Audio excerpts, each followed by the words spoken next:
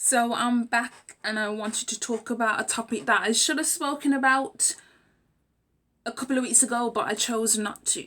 Now, this will be the third topic in my little Black empowerment, Black topics that I'm going to be continue on to do on my platform because it is vital. So I wanted to talk about mental health within the Black community in regards to Black parents and Black grandparents, because sometimes that's where some of these issues can arise from.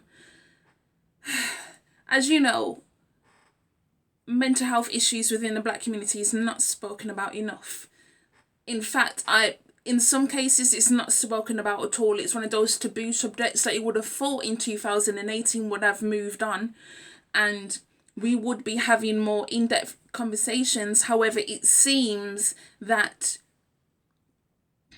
Black African and Black Caribbean parents are not willing to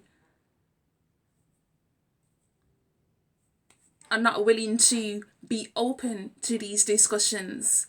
If you have a child or grandchild who's living with you and they're showing signs that something isn't right mentally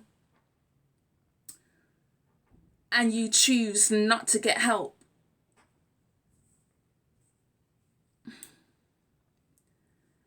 I mean, it's a difficult one. I say choose not to get help, but at the same time, you have to also understand they may not have an awareness that there's even help out there for them to get. I mean, do they have a mobile phone? Do they have access to the internet to be able to get, like, depending on where you live, like, do you have access to the internet so you can actually search up these numbers that you would need? And it's funny because if you are the one who is suffering from the mental health issues, it is very difficult to be dealing with that on top of dealing with parents who are under the assumption that it is just something that will go away in a couple of days or a couple of weeks. It's not. They don't assume it's a long-term thing. They don't have an understanding of what mental health illness is. I remember I was watching a program on BBC Three. It's if you're here in the UK, that BBC Three is now online. So it's a couple of years ago when it was online, and this Black guy, I've forgotten his name, but he was talking about how he has depression and how it's impacted on him. And he was also talking about how difficult it was for him to reveal that he has depression to his family, because you have to understand, speaking to Black family members, that you have a mental health illness, sometimes you struggle alone because you don't want to open that can of worms.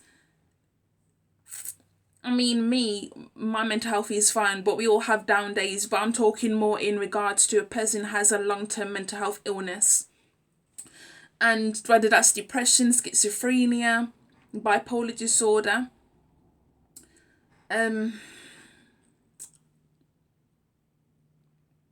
It just seems like there's no help for the person who's suffering. I mean, if you think about mental health services,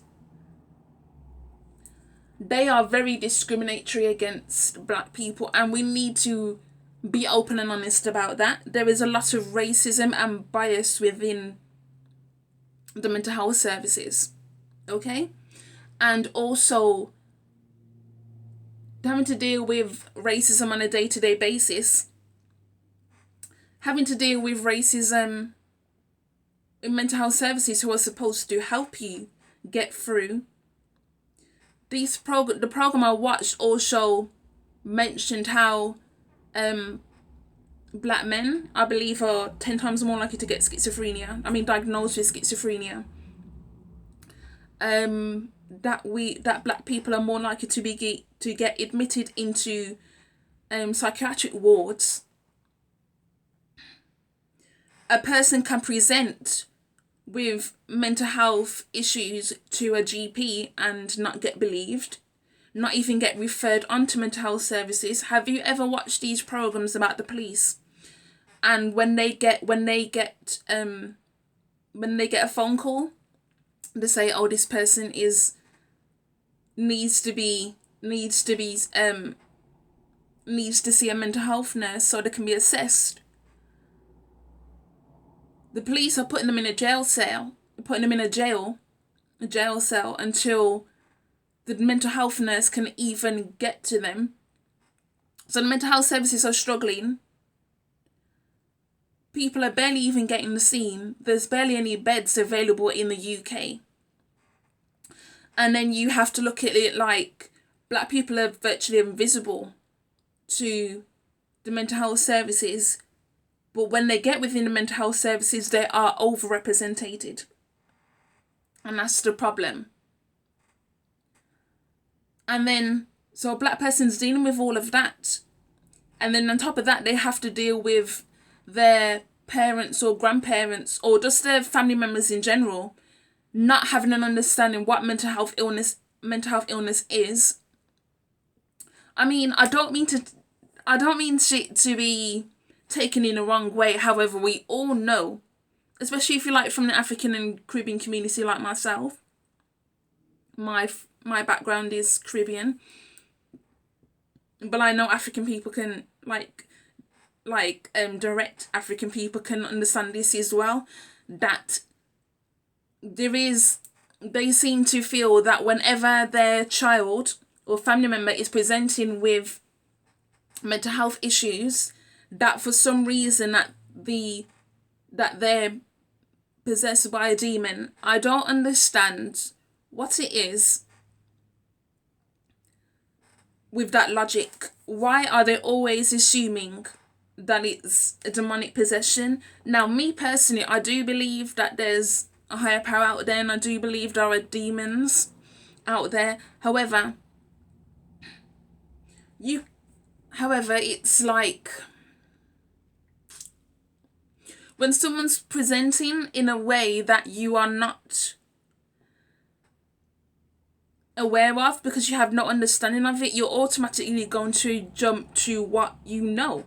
So they're reading the Bible, the Christians, they're reading the Bible. What they know is what the Bible says. This is demonic possession. They don't have an understanding of mental health. It's basically the person's mind is becoming unbalanced. They're losing control of their mind. They may have lucid periods, but it's not always going to be like that. The person may not even be aware that they're even ill, which makes the problem 10 times worse. If you're not aware that you're ill, you can't really ask for help. You basically have to wait for them to have a lucid period to understand, yeah, I may actually need to get some help. But then one of the communication barriers to even getting help is your family members are not very helpful. You don't know where to go to even get help. I mean, always so quick to say it's demonic possession. The person is struggling to even get help, and and it's like, sometimes you just want to shake your parents so freaking hard. So hard. You need to stop judging, because you're quick to say like things that make the person's mental health worse. You're quick to say, oh, what do you have to be depressed about? I've given you everything. Sometimes it's not what you've given them that is causing a mental health issue. You can give them love and affection, and they can still... You can be basically you can be the best parent in the world, and a person can still develop the mental health issue. It is all around how you deal with it that has an impact on their recovery. So saying to the person, I've given you everything, love, affection, shelter, food, whatever. Those are the things you are supposed to do as a parent or as a grandparent who's raising a child, you know? So saying those things are not helpful. And I'm saying this as some tips. There is a website out there. Let me see if I can find it. There is a website out there that is designed for... It basically has Black and Asian therapists here in the UK. Here in the UK. Sorry, my phone is freezing like like nobody's business today, but it has Black and Asian therapists located across different areas in the UK, London, Birmingham, you know. And it is a link.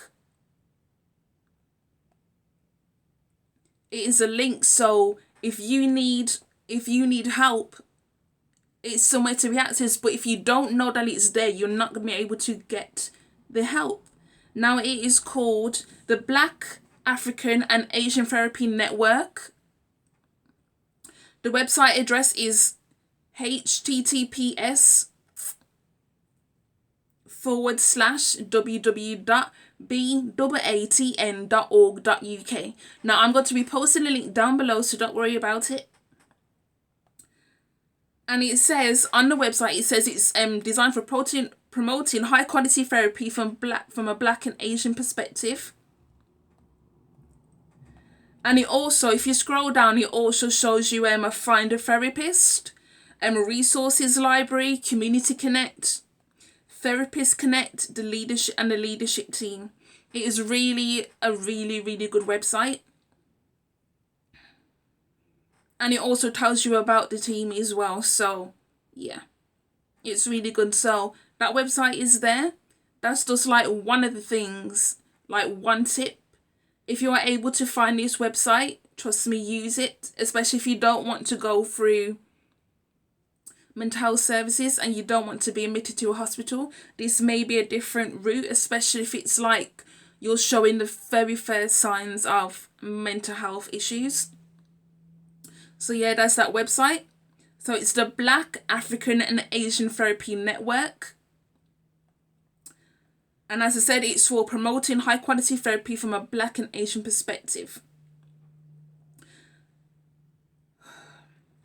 Look, here is a direct message to Black parents and Black grandparents, because I'm about to end this video.